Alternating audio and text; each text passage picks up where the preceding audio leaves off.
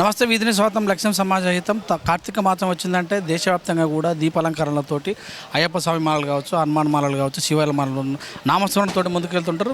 పడి పూజలు అయితే అంగరంగ వైభవంగా నిర్వహిస్తుంటారు. ఎల్బీనగర్ నియోజకవర్గంలో హయత్నగర్ డివిజన్లో ఉన్నటువంటి అయ్యప్ప క్షేత్రంలో ఈరోజు మరి నారికేల 18వ పడి పూజ కార్యక్రమము మరి వల్లపు నరసింహ యాదవ్ ఘనంగా నిర్వహించారు. ఈ కార్యక్రమానికి టీడీపీ బోర్డు మెంబరు నర్సిరెడ్డి గారు ప్రస్తుతం మనతో ఉన్నారు. వారి ముఖ్య అతిథిగా ఈరోజు ఇక్కడ రావడం జరిగింది. వారి మాటల్లోనే తెలుసుకుందాం. నమస్తే సార్. నమస్కారం. ఈరోజు ఈ కార్యక్రమానికి రావడం చాలా ఆనందంగా ఉంది. భారతీయ సనాతన ధర్మంలో పండుగలైనా, పబ్బాలైనా, ఉపవాసాలైనా, దీక్షలైనా, వనభోజనాలైనా ప్రతిదాని వెనుక కూడా ఒక ఆధ్యాత్మికమైనటువంటి కారణం ఉంటుంది. వైద్యపరమైనటువంటి కారణాలు ఉంటాయి.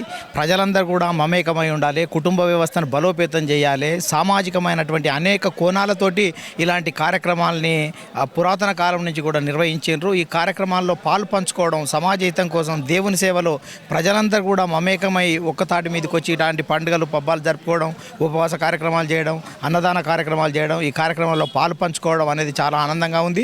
ఇలాంటి మరిన్ని కార్యక్రమాలు సమాజంలో పెరగాలి.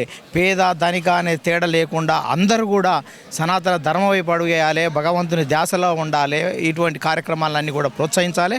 ఆ కార్యక్రమానికి టీటీడీ తరఫున ఖచ్చితంగా కూడా మా వంతు సహాయ సహకారాలు అందిస్తాం. టీటీడీ బోర్డు మెంబర్గా మీరు ఎన్నికైన సందర్భంలో చంద్రబాబు నాయుడు గారు మీ మీద చాలా విశ్వాసం కూడా తీసుకొని పెట్టారు. సో ఇక్కడ తెలంగాణ ప్రాంత ప్రజలను ఏ రకంగా మీరు చైతన్యం చేసి భగవంతుని వైపుగా తీసుకెళ్లే అవకాశం అంటే టీటీడీ బోర్డు మెంబర్గా అవకాశం ఇచ్చిన తర్వాత దేవుని సేవలో ఉండేటువంటి వేస్తే తెలంగాణ ప్రాంతంలో ఉన్నటువంటి గుళ్ళ యొక్క పరిస్థితి కూడా అధ్యయనం చేయవలసిన అవసరం ఉంది. అనేక కూడా దేవాలయాల ఆస్తులు కూడా ఇతరుల ఆధీనంలోకి పోతున్నటువంటి పరిస్థితిని కూడా ఆపాలి. అనేక రకంగా దేవాలయాల భూములు కానీ, ట్రస్టులు కానీ, తర్వాత కళ్యాణ మండపాల్లో కూడా నిత్యం అనేక రకాల కార్యక్రమాలతోటి అవి పేదలకు అందుబాటులోకి రావాలి, ప్రజలకు అందుబాటులోకి రావాలి. ఆధ్యాత్మిక కార్యక్రమాల నిర్వహణ వైపు అడుగులు వేయాలి. సమాజ హితం కోసం ప్రతిదీ కూడా ఉపయోగపడే రకంగా చర్యలు తీసుకోవాల్సిన బాధ్యత ఉంది. అందుకనే ఇప్పటి వరకు తిరుపతి దేవస్థానం యొక్క ఆస్తులని, భువనగిరి అటువంటి కళ్యాణ మండపాలు కూడా సందర్శించడం జరిగింది. కొన్ని ఏరియాలు ఆక్రమణకు గురవుతుంటే వాటన్నిటి కూడా పరిశీలించి ఒక నివేదిక తయారు చేసి ఈ నివేదిక ద్వారా బోర్డు సభ్యుల ముందు ఉంచి భవిష్యత్ కార్యాచరణ చైర్మన్ గారి ఆధ్వర్యంలో తీసుకుంటాం.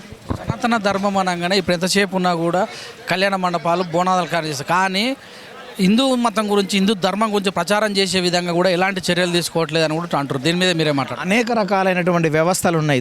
తన ధర్మం వైపు తీసుకునే వైపు తిరుపతి దేవస్థానం ఆధ్వర్యంలో అనేక రకమైన నడుస్తున్నాయి. గోరక్షణ కోసం కానీ, తర్వాత భక్తి ఛానల్ కానీ అనేక రకాలైనటువంటి వాటి విస్తృతంగా సమాజంకు తీసుకుపోవాల్సినటువంటి అవసరం ఉంది. ఈ మధ్య యువత కూడా పెడదారులు పడుతుంది. యువతకు కూడా నైతిక విలువలు బోధించవలసినటువంటి అవసరం ఉంది. ఈ సమాజంలో డ్రగ్స్ విపరీతంగా యువత మీద ప్రభావం చూపిస్తున్నాయి.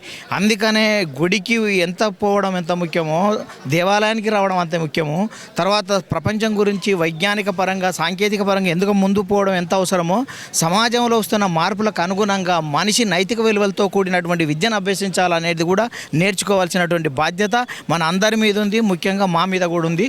దానివైపు కూడా అడుగులు వేస్తున్నాం. భవిష్యత్తులో యువతకు ఆధ్యాత్మిక వైపు కానీ, నైతిక విలువలు బోధించడం కోసం కానీ ఇప్పటికీ ఆంధ్రప్రదేశ్ ప్రభుత్వం కూడా ఒకరిని నియమించినటువంటి విధంగా ఉంది.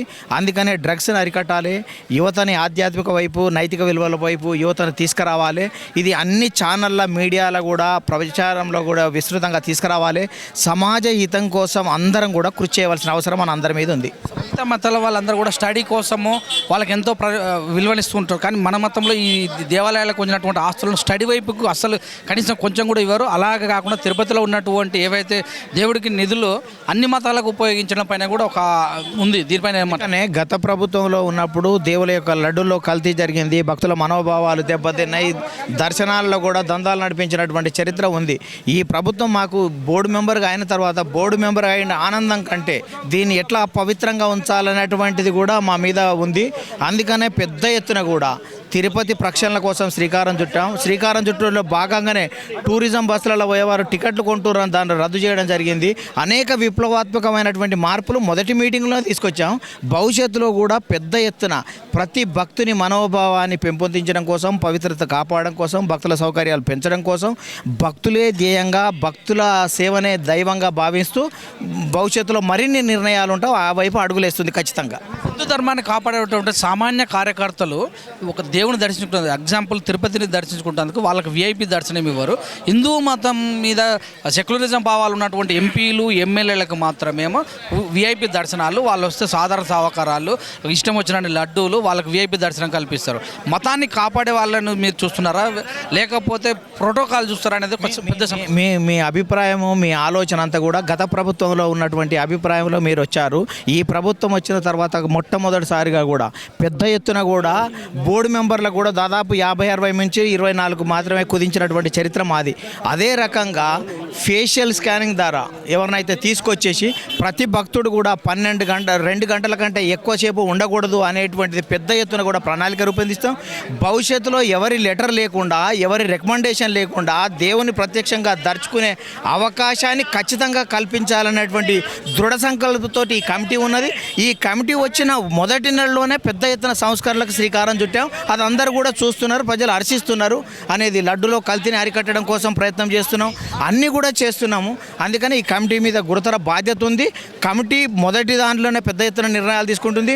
భవిష్యత్తులో ప్రతి భక్తుడి యొక్క విశ్వాసాన్ని, ప్రతి భక్తుడి యొక్క మాటల్ని, ప్రతి భక్తుడి యొక్క అభిప్రాయాన్ని పరిగణలోకి తీసుకొని మరిన్ని మంచి నిర్ణయాలు తీసుకుంటాం. మత మార్పిడిలో విచ్చలవిడిగా కూడా జరుగుతున్నాయి కదా.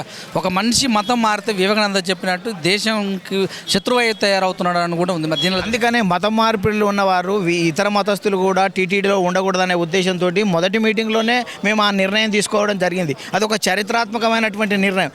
ఇటువంటి నిర్ణయాలన్నీ కూడా గత ప్రభుత్వంలో చేసినటువంటి అరాచకాలే కానీ, అపవిత్రత కానీ, అనర్థాలే కానీ, అప్రతిష్ట అంతా మూటగట్టిపోయారు. కాబట్టి వాటి అన్నిటిని కూడా మేము క్లియర్ చేయాలి, వాటన్నిటి కూడా పవిత్రత కాపాడాలనేటువంటి చిత్తశుద్ధితోటి మేమందరం కూడా పనిచేస్తున్నాం.